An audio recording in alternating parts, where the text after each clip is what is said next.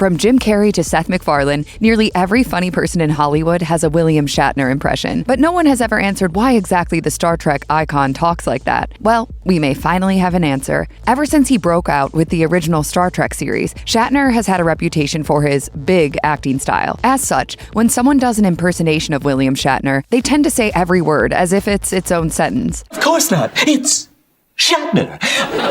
Jim Carrey spoofed Shatner on In Living Color in this way. Mr. Spock, my friend, we've got to do something. And Stewie on Family Guy even parodied Shatner's infamous rendition of Elton John's Rocket Man. Oh no! I'm a rocket man! Kevin Pollak, a master of impersonations, also did the Shatner shtick of repeating every word like it was its own sentence. Spock, Bone Scotty.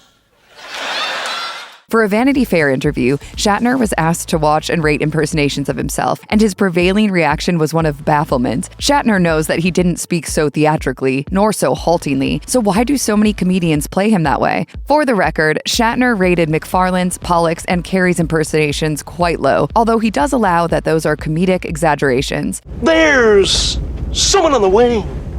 In other interviews, however, Shatner admitted that he does have a particular acting style, and one that can indeed easily be lampooned. It seems that some of the signature Shatner pauses were a result of the actor trying to infuse his character with an element of naturalness. Weirdly, some took Shatner's attempts at being natural as a form of deliberate artificiality. In 2003, Shatner spoke with the AV Club, and the interviewer was tactful, asking Shatner if the pauses he sometimes inserted into Captain Kirk's dialogue were connected to the character's thoughtfulness and sense of wonder. Shatner responded positively to the question, saying, "Yes, I would think so." In fact, it was Shatner's awe and wonderment as to what the next line was, but it came out as Kirk's, as the character's hesitation in describing what it was he was going to say or do, because it was so exciting. Shatner also explained a little bit more about his acting style on the DVD commentary track for Star Trek IV, The Voyage Home, where he essentially said that an actor has to find a balance between nailing their lines and making them feel completely improvised. A real-life conversation, after all, isn't scripted. He admitted that taking multiple pauses throughout a scene was meant to make it look like Captain Kirk was thinking about what he was about to say. The actor summed it up like this: "There is a line between improvisation and the necessity of saying the words that have been written. The dialogue needs to go through the progressions of what needs to be done for the story. On top of that,